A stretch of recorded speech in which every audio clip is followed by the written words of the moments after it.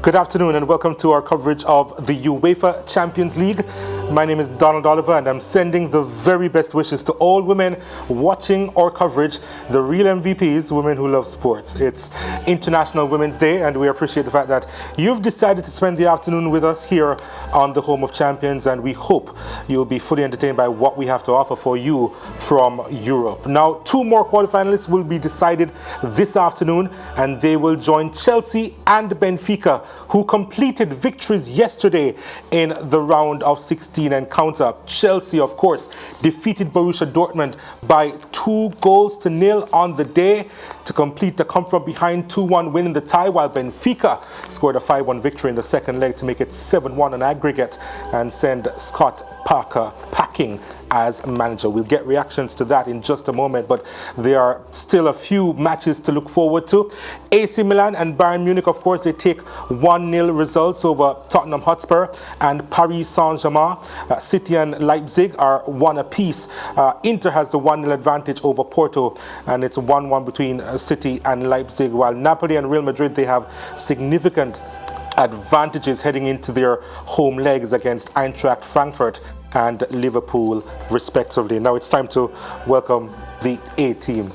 And in studio, Eric Rademacher, the technical director of the Kingston Football Academy and an assistant coach at the local Premier League club Arnett Gardens. And joining us online, the returning Brent Sancho, the former Trinidad and Tobago defender and former sports minister, and Juan Arango, our chief South American football correspondent. Let's talk about Scott Parker for a minute, because it was a tough loss that he suffered. And I don't think it came as a big surprise that he's been let go by Club Brugge. Juan? I'm sorry, can you repeat that again? You broke down there for a second. Scott Parker leaving or being sent packing by Club Brugge comes as no surprise, really. Yeah, what was more surprising is how you made it rhyme. But to be quite honest with you, you knew it was coming. I thought, I really thought that they were going to put up a fight. They kind of did for a certain amount of time. But towards the end, just Benfica ended up being too much. Too many great performances yesterday. And Benfica really showing that they are one of the creme de la creme in European football right now. Yeah, and Chelsea, Brent, as far as them providing that comeback on the tie, utilizing Stamford Bridge well to win the second leg by 2-0, it was pretty impressive what they did against Borussia Dortmund yesterday. I just want to clear one thing up. As being part of the A team, I want to be B.A. Baracus. But anyway, yeah. Where are the chains? All right. From a Chelsea perspective, you have to feel for Graham Potter. You've listened to all his excuses for the last month or so, and I say that with all due respect to him, because I do believe that he did have some merit in what he was saying. This team needed time, and I listened to a lot of pundits, a lot of people talk about Chelsea and the work they think Potter is not doing. But when you talk about that amount of players that are coming into a squad, quality players, different type of players that want to play a different way, and Potter is the type of manager that has a philosophy, a style of play that he wants to do, it was always going to be a challenge. But I think the Dortmund game was maybe a preview of if he gets it right at Chelsea. That's the way they can play. They looked hungry, they were on the front foot, and they played some smashing football. Well, let's get to the matter at hand. The Tottenham and Milan tie is interestingly poised, going back to London with only 1 goal between them. A battle between Kane and Giroud, even up top, two very experienced strikers that can score goals. But I think that 1-0 win that Milan had last time, and knowing how disciplined they can play, and still have attacking threats, I think Milan is going to be the slight favourite today. Well, the goal which separates the teams came from Brahim Diaz in the 7th minute of play. The first leg was a really close encounter. Now let's recap the main highlights of that game. The iconic San Siro, the first leg of the last 16 UEFA Champions League contest between 7-time winners AC Milan and Tottenham Hotspur. Hernandez has got the better of him. It's Theo Hernandez. It's a good save by Forsberg. It's 2 good saves, but he can't stop it a third time. And Brahim Diaz has given Milan a 7th-minute lead. Tottenham's leaky defence creaks once again. Give it to Keteler. Last year's Italian champions to the first leg lead, albeit a slender one to take to North London. London on March the 8th. Since losing to Milan, Tottenham have won 2 straight and then they've lost 2 straight, in the process being dumped out of the FA Cup. It's basically a synopsis of their entire season being as inconsistent as it has been, which makes me wonder if you have any idea about which way it may go today. I would have to flip a coin. You know what you say is exactly right, but to add to that, you start to see who they beat and who they lost to. It's as if they flipped the switch on. It's a team that you don't know which team is going to show up. If you put a Manchester City or play a team along those lines in front of them, there's a good chance they're going to come out on top. And that's the scary part, because you know how much potential there is in Antonio Conte's side. But then you end up seeing maybe the team's not up to par, or up to par what they think is their standard. Then all of a sudden they kind of switch off. They kind of don't have the same intensity.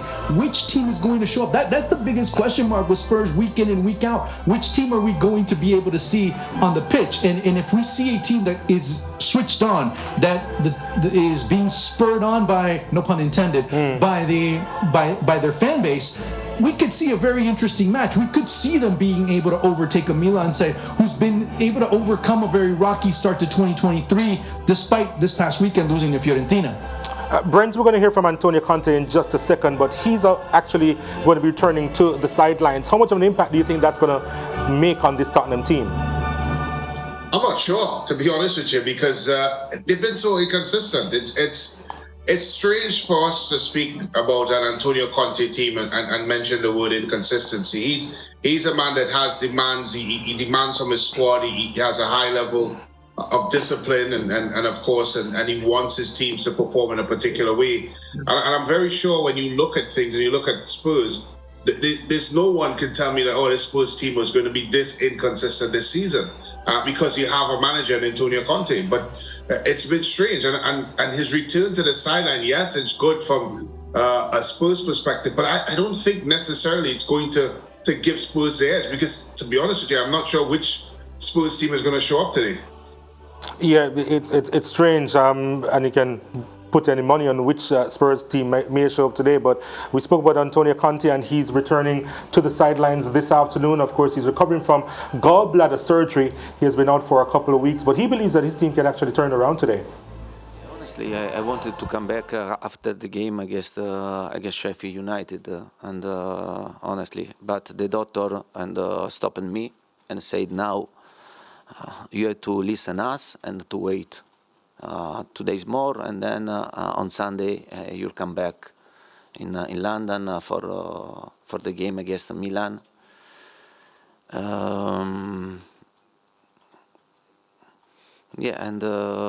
But for me, honestly, I wanted to come back early.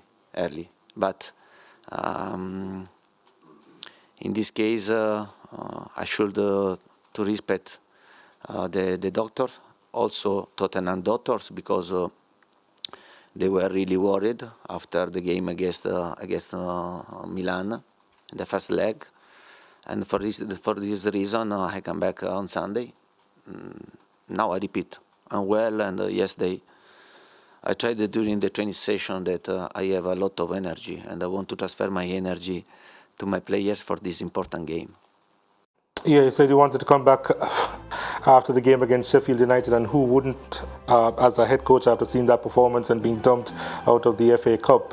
Eric, let's talk about the inspirations for Tottenham Hotspur, although they haven't been unsung this season as they were last season. We're talking about Harry Kane and Hyun-Sung Min. What are you anticipating from them ahead of this encounter?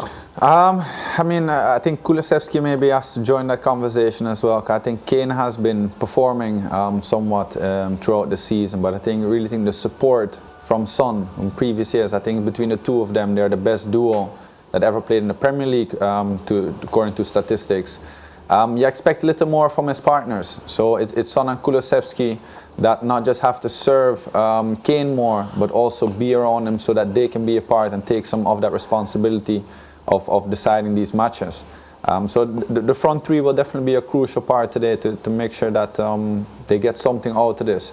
And it's the energy of Son that is really something that can lighten that up. And we'll see if he can bring that to him.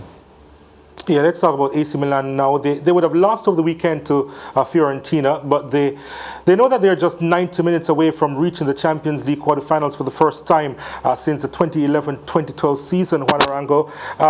Even with that on their mind, you'd think they'll be able to push them over the line? It should. It's a team that knows their pedigree, that understands what's at stake. Now, if you start looking at their recent, you talked about nearly a decade of not getting to or getting past this stage. A team that, of course, as Eric mentioned earlier, has won 7 Champions Leagues and has been in a host of others of their other finals. You know that this generation of Milan fans and also the players know exactly what's at stake. So I think it's enough for them to be able to go through. The advantage that they have is good enough. Obviously, they could tack on another goal, knowing how at times susceptible Spurs are on defense. That could be enough for them to be able to get through. Brent, AC Milan's away record in the Champions League since 2021, it hasn't been the best. They've lost 2 from 6, and their last 8 away matches in all competitions have seen them just score 2 wins. That's a massive issue heading to Tottenham.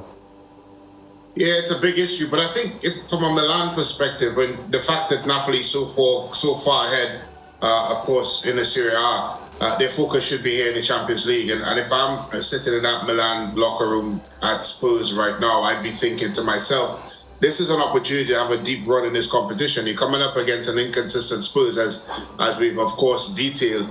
And you're coming up against a team that you do feel that if you put in any type of performance, you can get a result. And I do think that for Milan, this competition gives them the opportunity to really express themselves. As I said, for the fact in the Serie A, they don't have a chance in catching Napoli. But in the Champions League, they do have a chance of moving further ahead in the tournament. So yeah, I look at it as a possibility for them to do well here today, and they have something to fight for. Eric, they have their custodian back. Mike Milan is back in goal after some 5 months out with a calf injury. It's a big boost for the team, isn't it? Yeah, very, very big boost. But even aside from that one, I do want to mention when we look at yesterday's game between Chelsea and Dortmund, and they're playing in England, and I think he even mentioned the streak that English teams kind of have against that away team yesterday. And I think it's a similar match today where Milan wants to come out, show their dominant force, just like last match, really winning the physical battle that get them the goal. Because if Tottenham catch a little momentum and even score a first goal, I think the home crowd can really go behind it, just like we saw yesterday with Chelsea. So I think it could make a big difference. And but Mike Maignan, as you say, was a crucial player last season when they won it. Mm-hmm. So I think they will be very happy to see him back again. Yeah, and of course, Rafael was the man of the match in the first leg, Juan Arango, and obviously all eyes will be on him to make a difference in this leg. Yeah, I mean, on him, and if you start looking at many others that can come in, that'll also be, as far as Milan's concerned, a major factor for them. Of course, you see right there Rafael Leao and many others. It'll be interesting to see, especially when you have a match that's going to be delayed, especially Spurs just came out and had that statement that the match is going to be delayed 10 minutes, how that's going to impact them as well. But I think that this Milan side is veteran enough, like you've mentioned, like Brahim Diaz, Leao, and many others. I think that they're able to handle the type of situation, the circumstances, as well as the context that this match is going to be played under. Well, gentlemen, it's time for predictions. Let's hear it. Eric, starting with you, what are you anticipating here? I would say a 1-0 to Milan. 1-0 to Milan? Yep, Milan advance, aggregate 2-0. Huh. Brent? I just want to take a note here that I got all my scores right the last time I was on. But I want to double check. We're going to have to double check that again. It's fine. Okay, right. The producer could bear me out in that one. All right. No, I'm going with a 1-1. 1-1. Milan advances, yeah. All right. Juan? I'm going to pull off the great Brent Sancho, 1-1. Yeah? So I'm the only one that's going to be back in. Yeah, go with the draw. That's the safest way, right? Yeah, I'm the only one going with the win for Tottenham today. All right. Let's see. I think it's probably going to go into extra time. But let's see if that actually happens. It's going to start about 10 minutes late, and we'll be keeping our eyes on that match. But we'll take a quick break now. When we return, we'll focus on our featured game today, Bayern Munich against Paris Saint-Germain.